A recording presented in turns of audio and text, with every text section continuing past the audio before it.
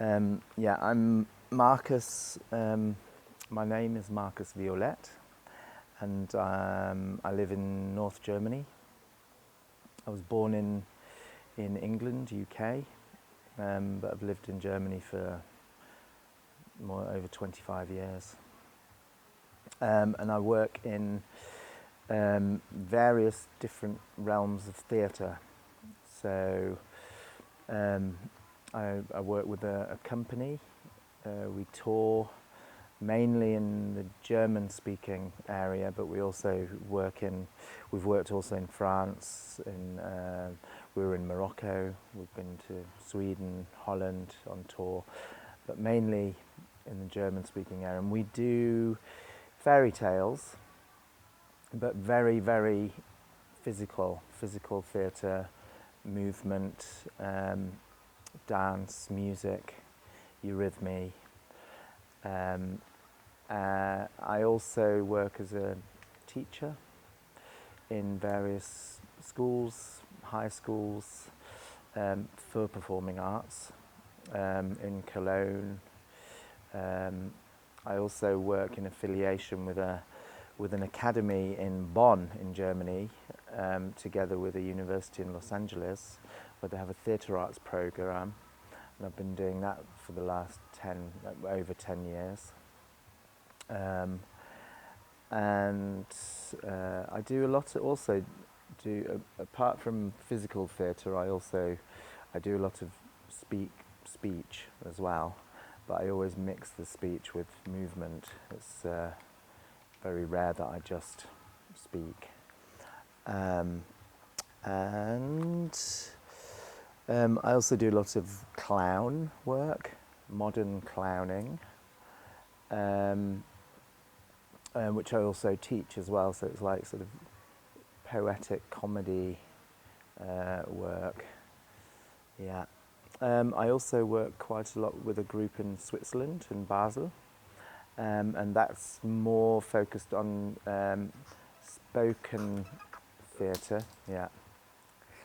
That's Can you repeat? yeah. I also work with a company in Basel, in Switzerland, and that is also, it's like storytelling theatre. Yeah. And I've always loved being in the theatre since I was small, and always loved being in the school plays. But after I'd finished school, or ran away from school, I think is probably the more true version. I was just going around France, just walking around France, working, doing fruit picking and things like that. And then I met some crazy travelling circus people who were just travelling around in big trucks, rocking up and doing shows in different towns and things like that.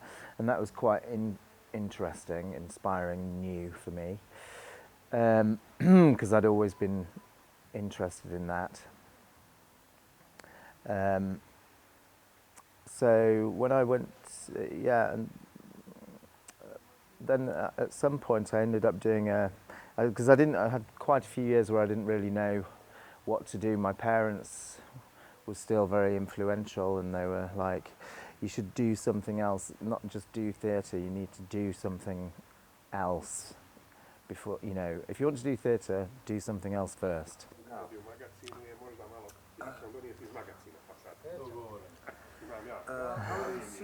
you see like two parallel things? It's how do you see performing and how do you see acting? And can you tell me something that is different and differences between performing and acting? Yeah. Acting is when you transform yourself into a character, and that you behave as that character, and all of your actions are dedicated, and informed and fed by the story around that character. I think that's specific to acting in relation to performance. In performance, you don't necessarily have to be a character. I think if you're in acting, you have to be a character. Performing is you don't have to be a specific character. You can be just a figure or a phantom of a character. If you're performing, it doesn't necessarily have to be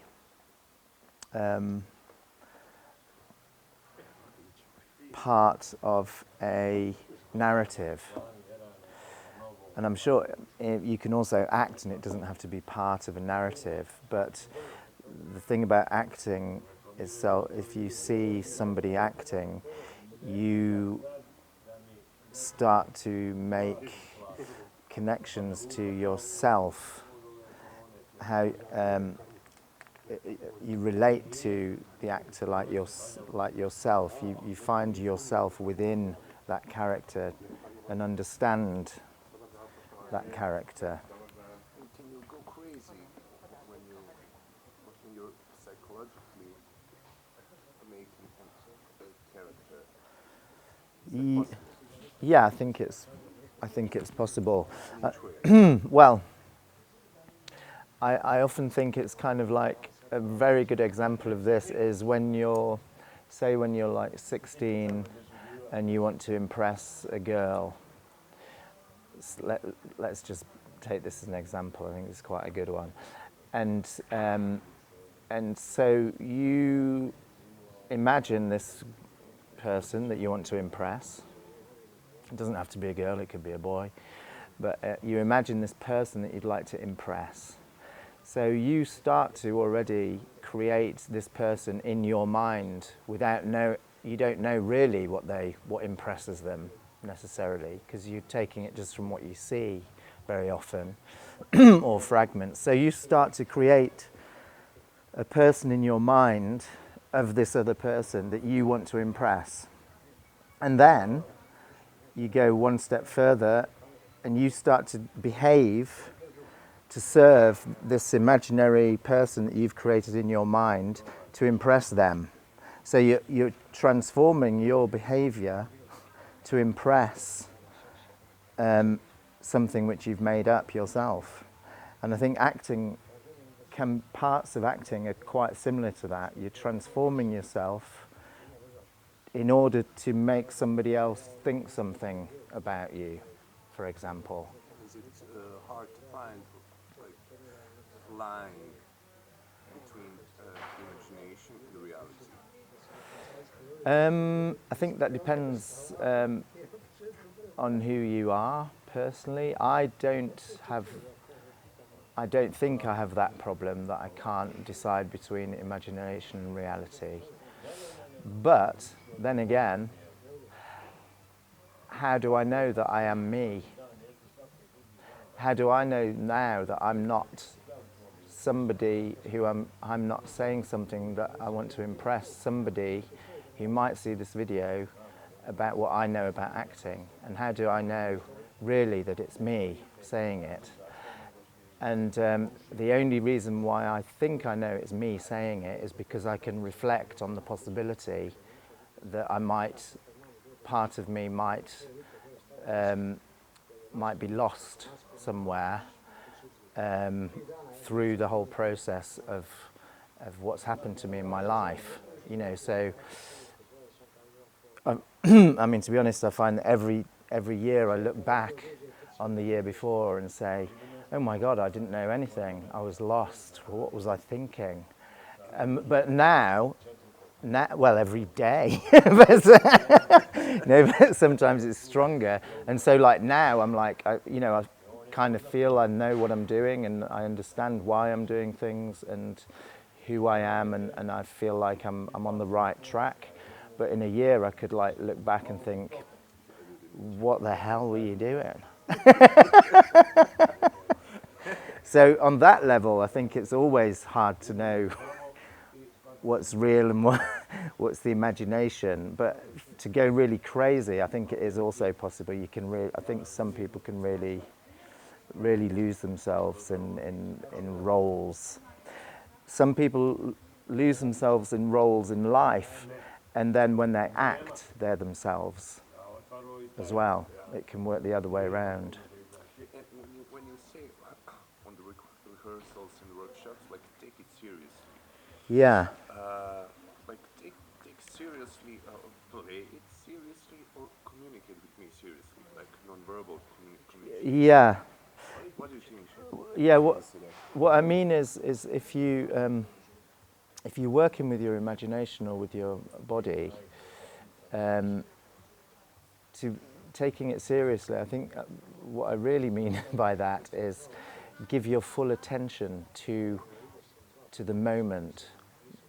Give your full attention to what you feel right now, and be involved in it.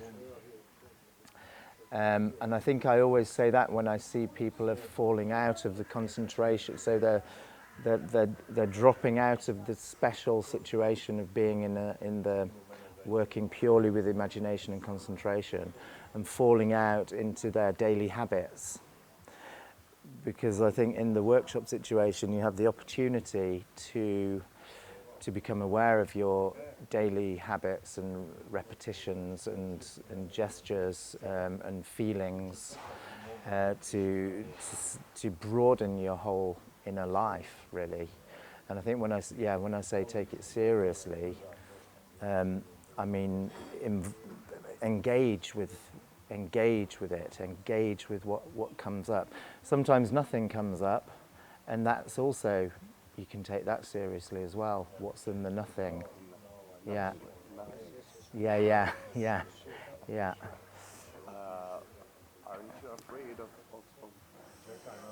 that people will start thinking about what they're doing, and when they think what are they doing, they don't give what you want from them? Yeah, that's a hard one because on the one hand, all I want really for them is to broaden their spectrum of what's possible. But I don't know how that's going to happen, and I might, I could be wrong as well. Maybe I'm wrong if I'm seeing someone acting in a particular way, and maybe maybe it is right. So I am very it always feels like it's a dangerous place to be in this work, giving people tasks to do or exercises or games to do, and on the one hand, this is the main question, that actually everyone is quite free, and I lay out a frame and they can be free within that, but then they often reveal their own inhibitions or their own self-made restrictions through the way they act within that frame, and that's actually what I'm looking to bring awareness to. So what I really want is for them to be aware as much as they can, because obviously we can't. How do we know if we're fully aware? You can't know what you don't know, but to be as aware as you can of what you're doing, and it is the paradox of really letting yourself go, and at the same time being able to become more aware of it. And I think you have to keep going between, and there's not one or the other. It's like a constant balancing act or a juggling act. Yeah, and I sometimes, yeah, it's quite clear to me if I see that somebody really doesn't know what I'm saying at all. And sometimes that's also okay, as long as they have an experience that I can't determine what their experience is going to be. I can't. There's nothing I can do about that. These kids you work with, do they take it seriously? Yeah, most of them take it seriously. Pretty much all of them took it seriously. A couple couldn't take it seriously, but it's not easy to take serious either. You know, you have to want it. If you don't want it, it can be hard to take it seriously. Have you ever been angry? You seem like a calm man. Have you ever been angry on rehearsals, workshops? Yeah, but very rare. In workshops, I'm very rarely angry. I usually get angry if I see somebody acting towards somebody else. You know, if I see someone trying to overpower somebody else. It's like if someone's stepping over somebody else's line. That makes me angry, but I think that's just because that's a personal thing that I know.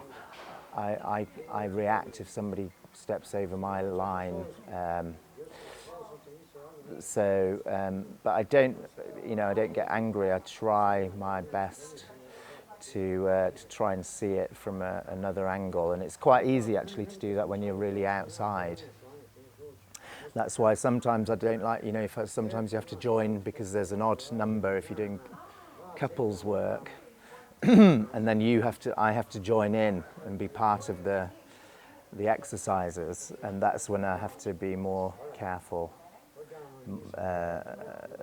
Because I'd like to completely immerse myself in the exercise, but I always have to keep this kind of outside eye, because that's like a responsibility.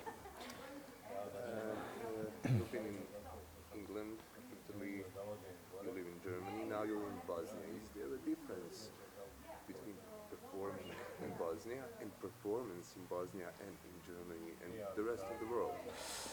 Yeah, I think every culture has its own issues to deal with or its own wishes to fulfill. So in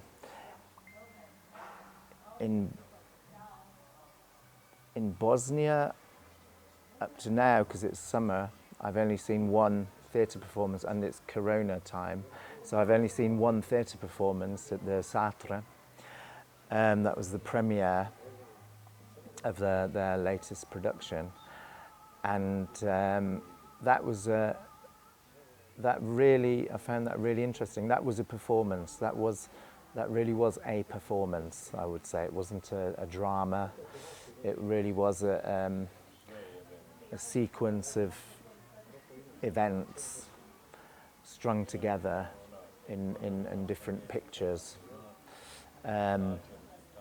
And that did remind me, it had something very, I could imagine seeing something like that in Berlin easily. It had something very contemporary theatre, contemporary performance. But I get the feeling from working with the students that their idea of theatre is usually probably comedy and lots of speaking, lots of just texts, talking heads going back and forth. I get the feeling that that's probably the most popular form of theatre here. And what do you think about the kids that were in workshops with you here? And can you tell me something interesting that happened to you here? Let's just think.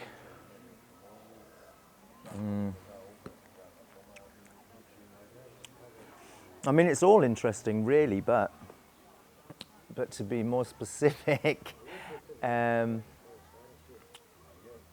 one thing which I do find interesting is I'm not always sure how they understand me.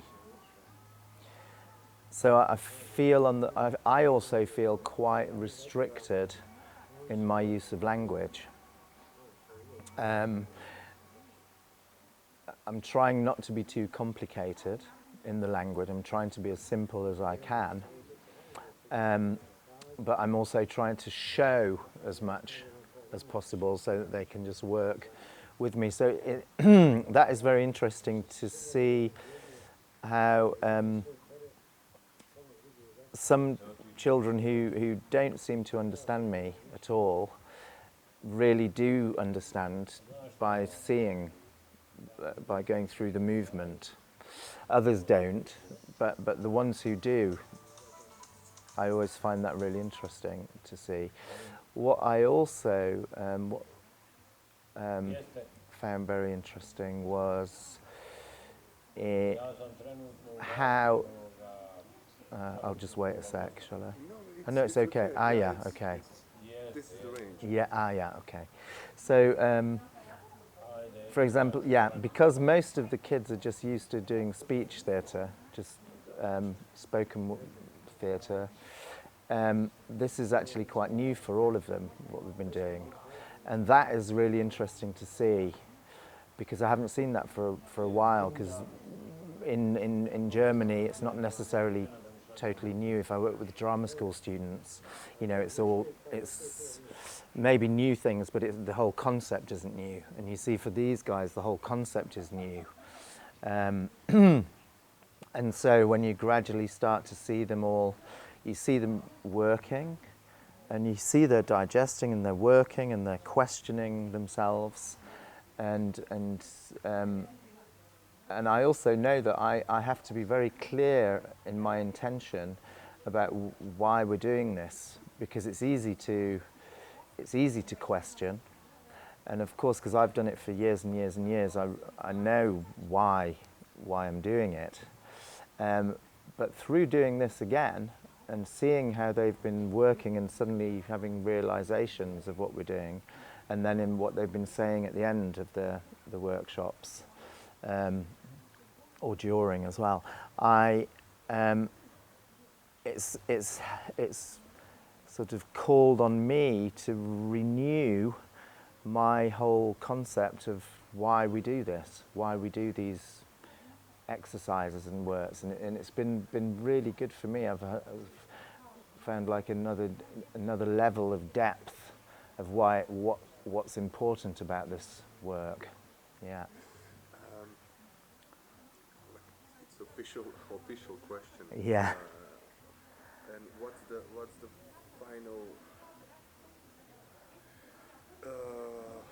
final part of this project? And this is just the first part of the project. Yeah. What's your plan? What are you gonna do later? The next plan is I have ideas. There's Branko, who's going to come from Ljubljana, is the choreographer. We're going to meet up as soon as possible, call as soon as possible, because he probably has some ideas. Obviously a lot of my ideas are also already based on the people who may come and take part. So I'm selecting from each place we've been to ones who I think would work well together for the project. They're going to come to Sarajevo, and then we're going to work on a performance called, as part of the Freedom collection. What's the official name of the project? The Freedom Collection. Yeah, that's the official name. Yeah, Sloboda. And I feel that the work I've already been done is very close to this theme. I mean, if you really, obviously freedom can be seen from various viewpoints. I mean, everybody has their own idea of freedom because of where they are in their lives. I've also been looking in different literature sources, you know, about freedom, and there isn't much actually specifically about freedom. Obviously, there's lots of things about emancipation, freedom from slavery, freedom from war crimes, you know, various different historical and political aspects to freedom. But actually purely about freedom, the only thing I've actually found really in that direction is it's called the philosophy of freedom. And that's by Rudolf Steiner, and I've been reading that, and it's actually really interesting because he filters through various philosophers and philosophies about freedom, and the question is really what is freedom? When are you free? Really, are you free? How or what is the possibility of freedom? What drives us? And freedom is actually a big drive for all of us. You know, the feeling, what I loved actually was with a lot of these kids, if you say be free, then they jump around waving their arms. You know, that's kind of the feeling of freedom as a picture, as a movement, is for a lot of people just flying or floating or, you know. So it's clear that the idea of freedom has something. There's no, you know, it's light. There's nothing holding tight. It's all light and soft, and yeah. So I'd like to work with that idea as well. You know, what people think of freedom on many different levels. Also, some literature out of this philosophy of freedom, I think, could be you could put quite well into a scene, actually. There's one whole part of the book where I think it's called Spinoza. He's an old philosopher from 1700, I think. He's saying that, you know, if a stone had consciousness and it was rolling down a hill, it would think it would think it was free to be rolling, because it would.